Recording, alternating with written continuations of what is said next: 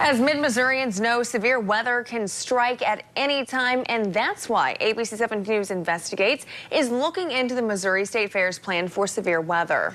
And we have been checking this out. ABC 17's Alyssa Toomey went to the fair, not really for fun, but to speak to the director and find out what safety plans are in place. Alyssa, what did you find out? Well, Joey and Ashley, the fair has a fairly extensive weather plan in place, and the fair director tells me a lot of that is in response to the crisis at the Indiana State Fair. You may remember a wind gust from a thunderstorm hit the stage's roof, causing it to collapse. The fair director tells me that incident caused them to really up their game.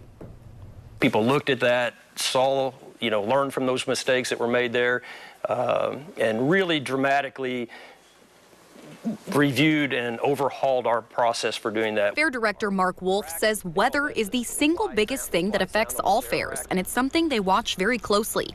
The Missouri State Fair has a meteorologist from the National Weather Service on site every day. It also has 4 tornado sirens and 4 safe houses, as well as an evacuation plan. The campers do get this in their packet. Okay. When they come in, they get this, so no matter where they land, they have this and they can look on here and say, okay, so I'm in site 32, yellow, A, B, C, or D.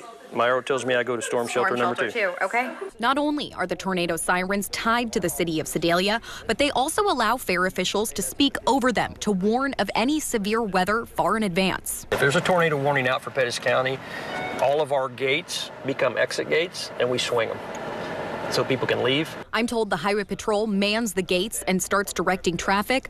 I pointed out this could also be useful in the case of an active shooter. When you think about that situation in Vegas, absolutely, where everyone was kind of trapped in that concert venue, sure, the fact that everything just opens up and well, people can things have changed so much. That was something you'd never heard of not that many years ago. Wolf says there are 75 people on site who serve as medics. They can treat fairgoers for heat exhaustion. Also do have golf carts, so they can go pick people up, and they'll treat them there on site, get them back over here, get them in the cool, start cooling down, get them water, and then based on the condition at that point, they'll decide whether to transport them to the hospital. Wolf says the most important thing is to warn people early. I think the more time you give folks to react to those things, the better.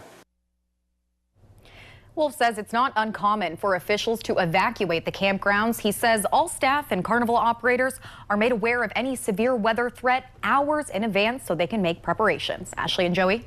Alyssa, thank you. Coming up on Monday, we'll tell you how the fair has changed its safety process each year and why.